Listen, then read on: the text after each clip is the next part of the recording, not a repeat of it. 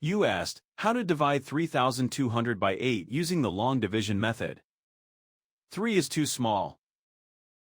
Use 32. 32 divided by 8 equals 4. 4 times 8 equals 32. 32 minus 32 equals 0.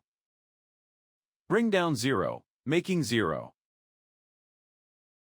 0 divided by 8 equals 0. 0 times 8 equals 0. 0 minus 0 equals 0. Bring down 0, making 0. 0 divided by 8 equals 0. 0 times 8 equals 0. 0 minus 0 equals 0. The remainder is 0. The final result is 400.